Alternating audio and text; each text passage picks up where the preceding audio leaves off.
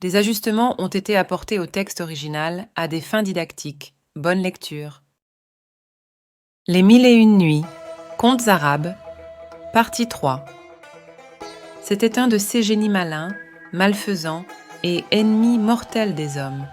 Il était hideux, avait la forme d'un géant d'une hauteur prodigieuse et portait sur sa tête une grande caisse de verre, fermée à 4 serrures d'acier fin.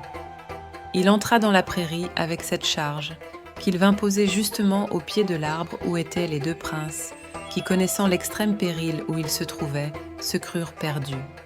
Cependant, le génie s'assit auprès de la caisse, et l'ayant ouverte avec 4 clés qui étaient attachées à sa ceinture, il en sortit aussitôt une dame très richement habillée, d'une taille majestueuse et d'une beauté parfaite. Le monstre la fit asseoir à ses côtés, et la regardant amoureusement, « Dame, dit-il, la plus accomplie de toutes les dames qui sont admirées pour leur beauté, charmante personne, vous que j'ai enlevée le jour de vos noces et que j'ai toujours aimée depuis si constamment, vous voudrez bien que je dorme quelques moments près de vous. Le sommeil, dont je me sens accablée, m'a fait venir en cet endroit pour prendre un peu de repos. » En disant cela, il laissa tomber sa grosse tête sur les genoux de la dame. Ensuite, ayant allongé ses pieds qui s'étendaient jusqu'à la mer, il ne tarda pas à s'endormir, et il ronfla bientôt de manière qu'il fit retentir le rivage. La dame alors leva la vue par hasard, et apercevant les princes au haut de l'arbre, elle leur fit signe de la main de descendre sans faire de bruit. Leur frayeur fut extrême quand ils se virent découverts. Ils supplièrent la dame, par d'autres signes, de les dispenser de lui obéir. Mais elle, après avoir ôté doucement de dessus ses genoux la tête du génie et l'avoir posée légèrement à terre, se leva et leur dit d'un ton de voix bas, mais animé, « Descendez, il faut que vous veniez à moi. » Ils voulurent vainement lui faire comprendre encore par leurs gestes qu'ils craignaient le génie. « Descendez donc, leur répliqua-t-elle sur le même ton. « Si vous ne vous hâtez de m'obéir, je vais l'éveiller, et je lui demanderai moi-même votre mort. » Ces paroles intimidèrent tellement les princes qu'ils commencèrent à descendre avec toutes les précautions possibles pour ne pas éveiller le génie. Sitôt qu'elle les eut entre les mains, elle alla prendre une boîte du paquet où était sa toilette. Elle en tira un fil garni de bagues. « Savez-vous bien, dit-elle, ce que signifient ces joyaux ? » ?»« Non, répondirent-ils, mais il ne tiendra qu'à vous de nous l'apprendre. »« Ce sont, reprit-elle, les bagues de tous les hommes que j'ai rencontrés. Il y en a 98 bien comptés que je garde pour me souvenir d'eux. Voilà donc, continua-t-elle, 100 amants que j'ai eus jusqu'à ce jour, malgré la vigilance et les précautions de ce vilain génie qui ne me quitte pas. Il a beau m'enfermer dans cette caisse de verre et me tenir caché au fond de la mer, je ne laisse pas de tromper ses soins. Vous voyez par là que quand une femme a formé un projet, il n'y a point de mari ni d'amant qui puisse en empêcher l'exécution. Les hommes feraient mieux de ne pas contraindre les femmes, ce serait le moyen de les rendre sages. La dame, leur ayant parlé de la sorte, passa leurs bagues dans le même fil où étaient enfilés les autres.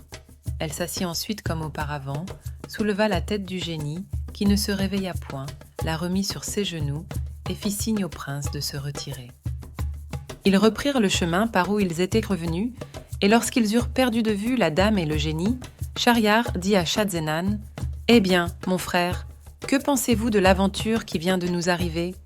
Le génie n'a-t-il pas une maîtresse bien fidèle ? Et ne convenez-vous pas que rien n'est égal à la malice des femmes ? » ?»« Oui, mon frère, répondit le roi de la Grande Tartarie. « Et vous devez aussi demeurer d'accord que le génie est plus à plaindre et plus malheureux que nous.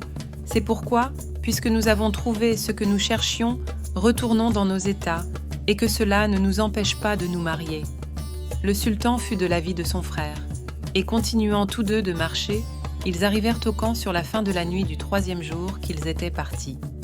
La nouvelle du retour du sultan s'y étant répandue, les courtisans se rendirent de grand matin devant son pavillon. Il les fit entrer, les reçut d'un air plus riant qu'à l'ordinaire, et leur fit à tous des gratifications. Après quoi, leur ayant déclaré qu'il ne voulait pas aller plus loin, il leur commanda de monter à cheval, et il retourna bientôt à son palais. À peine fut-il arrivé qu'il courut à l'appartement de la sultane. Il la fit lier devant lui et la livra à son grand vizir, avec ordre de la faire étrangler. Ce que ce ministre exécuta, sans s'informer quel crime elle avait commis, Le prince irrité n'en demeura pas là. Il coupa la tête de sa propre main à toutes les femmes de la sultane. Après ce rigoureux châtiment, persuadé qu'il n'y avait pas une femme sage, pour prévenir les infidélités de celles qu'il marierait à l'avenir, il résolut d'en épouser une chaque nuit et de la faire étrangler le lendemain. S'étant imposé cette loi cruelle, il jura qu'il l'observerait immédiatement après le départ du roi de Tartarie, qui prit bientôt congé de lui et se mit en chemin, chargé de présents magnifiques. Shahzenan étant parti, Schahriar ne manqua pas d'ordonner à son grand vizir de lui amener la fille d'un de ses généraux d'armée. Le vizir obéit. Le sultan l'épousa le temps d'une nuit, et le lendemain la fait mourir par les mains du vizir. Il lui commanda de lui en chercher une autre pour la nuit suivante. Quelque répugnance qu'eut le vizir à exécuter de semblables ordres, comme il devait au sultan son maître une obéissance aveugle, il était obligé de s'y soumettre. Il lui mena donc la fille d'un officier subalterne, qu'on fit aussi mourir le lendemain. Après celle-là, ce fut la fille d'un bourgeois de la capitale. Et enfin, chaque jour, c'était une fille mariée et une femme morte. Le bruit de cette inhumanité sans exemple causa une consternation générale dans la ville. On n'y entendait que des cris et des lamentations. Ici, c'était un père en pleurs qui se désespérait de la perte de sa fille. Et là, c'était de tendres mères qui, craignant pour les leurs la même destinée. Ainsi, au lieu des louanges et des bénédictions que le sultan s'était attirées jusqu'alors, tous ses sujets ne faisaient plus que des imprécations contre lui. Le grand vizir était malgré lui le ministre d'une si horrible injustice, avait 2 filles dont l'aînée s'appelait Scheherazade et la cadette Dinarzade. Cette dernière ne manquait pas de mérite. Mais Scheherazade avait du courage, elle avait beaucoup de lecture et une mémoire si prodigieuse que rien ne lui avait échappé de tout ce qu'elle avait lu.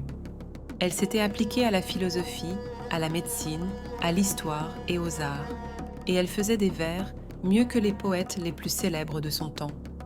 Outre cela, elle était pourvue d'une beauté extraordinaire, et une vertu très solide couronnait toutes ses belles qualités. Le vizir aimait beaucoup sa fille si digne de sa tendresse. Un jour qu'ils s'entretenaient tous deux ensemble, elle lui dit « Mon père, j'ai une grâce à vous demander. Je vous supplie très humblement de me l'accorder. »« Je ne vous la refuse pas, » répondit-il, « pourvu qu'elle soit juste et raisonnable. »« Pour juste, » répliqua Scheherazade, « elle ne peut l'être davantage, et vous en pouvez juger par le motif qui m'oblige à vous la demander. J'ai dessein d'arrêter le cours de cette barbarie que le sultan exerce sur les familles de cette ville. Je veux dissiper la juste crainte que tant de mères ont de perdre leur fille d'une manière si funeste. Votre intention est fort louable, ma fille, dit le vizir, mais le mal auquel vous voulez remédier me paraît sans remède. Comment prétendez-vous en venir à bout ? Mon père, repartit Scheherazade, puisque par votre intermédiaire le sultan célèbre chaque jour un nouveau mariage, je vous conjure, par la tendre affection que vous avez pour moi, de me présenter à lui. Le vizir ne put entendre ce discours sans horreur. « Dieu, interrompit-il, avez-vous perdu l'esprit, ma fille ? Pouvez-vous me faire une prière si dangereuse ? Vous savez que le sultan a fait serment sur son âme d'épouser la même femme qu'une seule nuit et de lui faire ôter la vie le lendemain, et vous voulez que je lui propose de vous marier ? Songez-vous bien à quoi vous expose votre zèle indiscret ? Oui, mon père, répondit cette vertueuse fille, je connais tout le danger que je cours, et il ne saurait m'épouvanter. Si je meurs, ma mort sera glorieuse, et si je réussis dans mon entreprise, je rendrai à ma patrie un service important. Non, dit le vizir, quoi que vous puissiez me dire, ne vous imaginez pas que je consente de vous jeter dans cet affreux péril. Quand le sultan m'ordonnera de vous enfoncer le poignard dans la poitrine, hélas, il faudra bien que je lui obéisse. Quel triste emploi pour un père. Si vous ne craignez point la mort, craignez du moins de me causer la douleur mortelle de voir ma main teinte de votre sang. Encore une fois, mon père, dit Scheherazade, accordez-moi la grâce que je vous demande. Votre entêtement, repartit le vizir, anime ma colère. Pourquoi vouloir vous-même courir à votre perte ? Mon père, dit alors Scheherazade, de grâce, ne trouvez point mauvais que je persiste dans mes sentiments. Pardonnez-moi si j'ose vous le déclarer, vous vous y opposeriez vainement. Quand la tendresse paternelle refuserait de souscrire à la prière que je vous fais, j'irai me présenter moi-même au sultan.